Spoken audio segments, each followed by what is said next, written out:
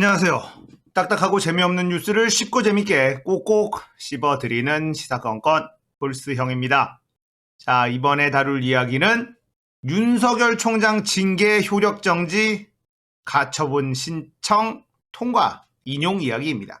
자, 윤석열 총장 징계위에서 정직 2개월 징계를 내렸는데 법원에다가 이거 나 못 받아들여. 이 징계 나 소송할 거야. 그런데 소송까지 가려면 시간이 오래 걸리니 일단 이 정직 2개월, 이 징계 효력 정지시켜줘. 이런 요청을 했고 재판부는 이걸 받아들여줬습니다. 그래서 짜장 윤석열은 다시 검찰총장 자리에 앉을 수 있게 됐습니다. 남은 임기가 7개월 정도 남아있는데요. 이게 재판으로 가려면 임기 끝납니다. 그러니까 징계가 무색해져 버린 그런 상황이 돼버린 거죠. 자, 제가 이 정직 2개월이 참 신의 한 수 같다 이런 주장을 했었는데요. 그런 주장이 다 무색해져 버렸습니다.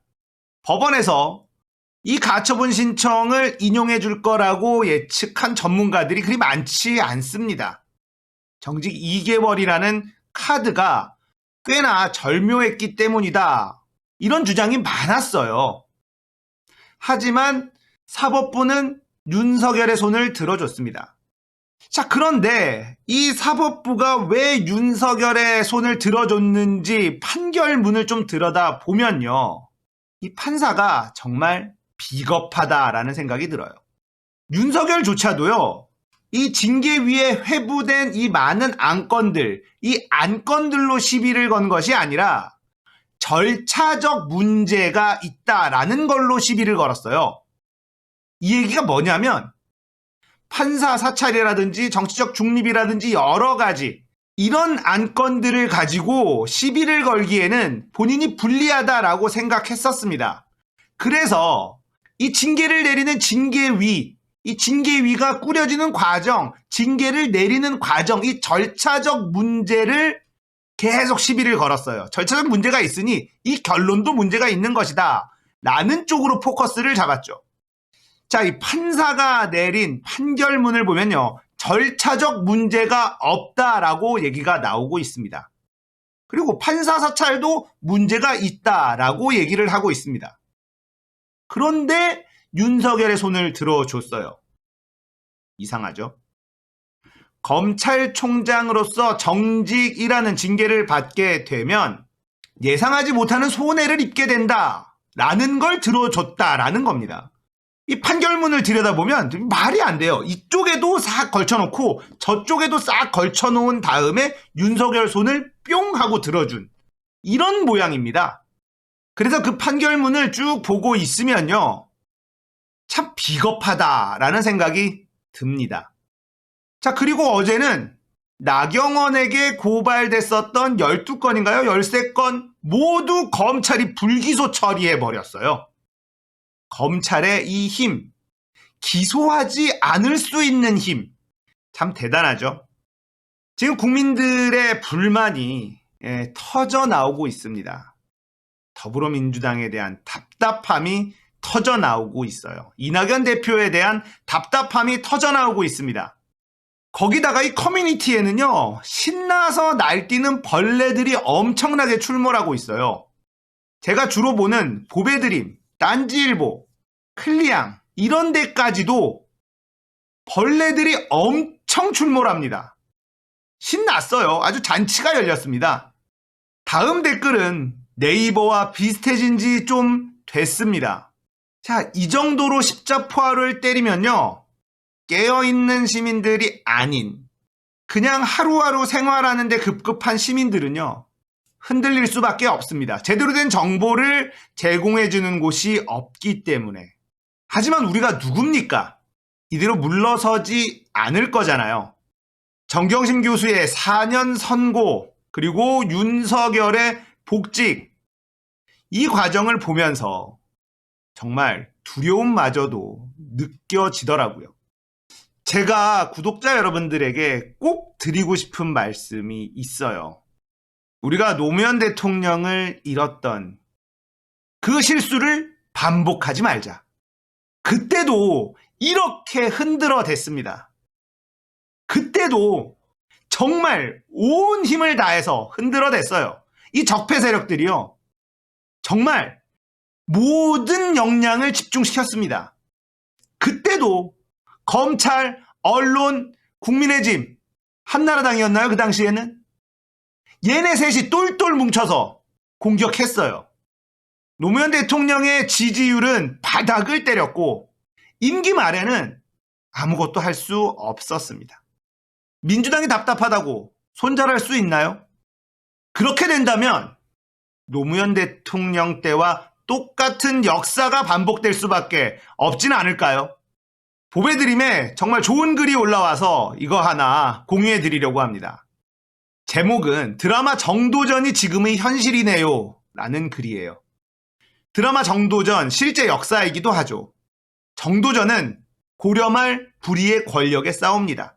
이겼다 싶어 기뻐하면 이인임에게 되치기 당해 감옥 가고 거리로 내몰리고 또 이겼다 싶으면 이인임 세력에게 몰려 유배 가고 교우들이 참살당하고 또 잘했다 싶으면 왕이 배신하고 또 이겼다 싶으면 최영이라는 큰 산을 만나 참수를 당할 위기에 처하고 그렇게 그는 평생을 시대의 괴물들과 맞서 싸웠으나 고난과 역경의 연속에 희망과 좌절의 굴레에 갇혀 범부라면 앞도 보이지 않는 그 엄혹한 현실을 버텨내었고 결국엔 그 만신창이 단련된 몸에 그 자신의 영혼을 괴물로 만들고서야 고려말 불의의 권력을 한 번에 송두리째 뽑아버릴 수 있었다는 참으로 스펙타클한 드라마이자 실제 역사가 있었습니다.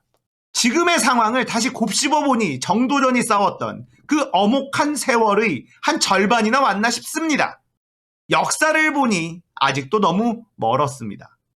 저도 민주당 180석 빙신들 뭐하나 싶었는데 문득 오늘 새벽 정도전의 저러한 일생을 생각해보니 내가 참 모자르구나 라고 느낍니다.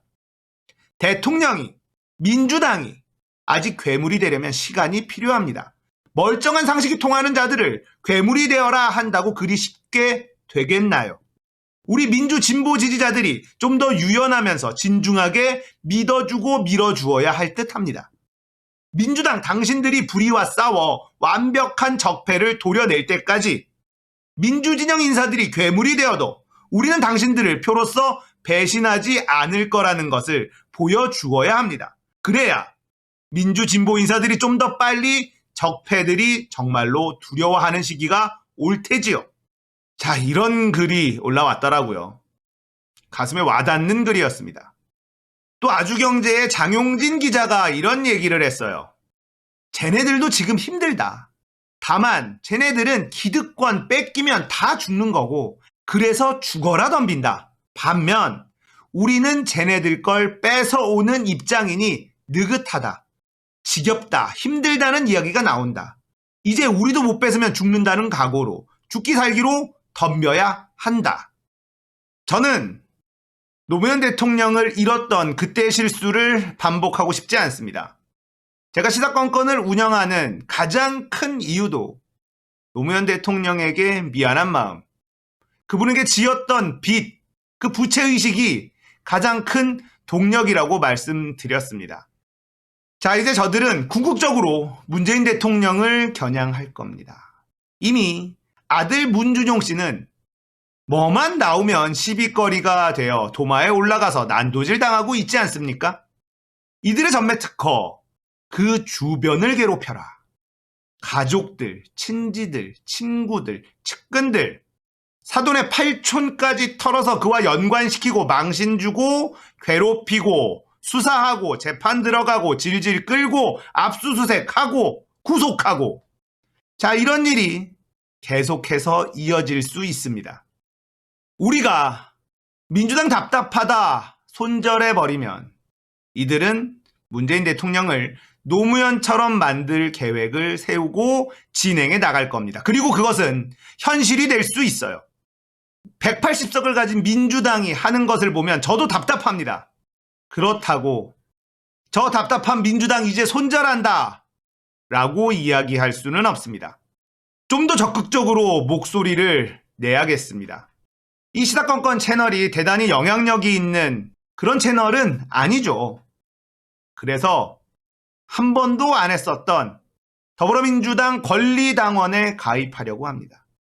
권리당원이 되어서 좀 더 민주당에게 적극적으로 목소리를 내야 할 것 같습니다.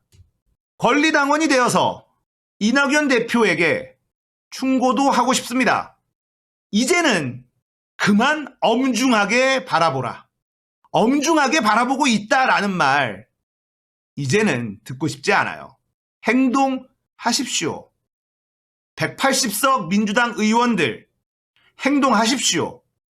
손절해서 지지율이 떨어지면 뭐 조금 다르게 움직일 수도 있을 겁니다. 하지만 그건 저들이 원하는 것이기 때문에 그렇게 180석의 민주당을 움직이게 하고 싶지는 않습니다.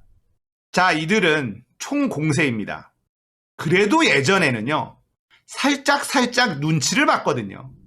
돌려치기를 하고 3쿠션으로 매기고 이런 짓을 했었다면 이제는 창피한 것도 없고 그냥 직진이에요. 정경심 교수를 4년에 벌금 5억 원 실형 선고 때려놓고는 나경원 의원은 모두 다 불기소를 해버리는, 보통은 눈치껏 대충 버무려서 봐주고 이쪽은 무겁게 하고 이쪽은 솜방망이 처벌, 이런 식으로라도 형평성 있는 척이라도 했었습니다. 그런데 이들은 이제는 그럴 여유가 없어요. 벼랑 끝에 몰려있는 건 저들도 마찬가지입니다. 이제는 전쟁이라고 생각을 해요. 우리도 여기서 더 뒷걸음질 치면 이제는 영원히 돌아올 수 없을지 모른다는 절박함이 있죠. 이들이 권력을 잡게 되면 문재인 대통령은 또다시 노무현 대통령처럼 괴롭힘을 당할 것이 뻔합니다.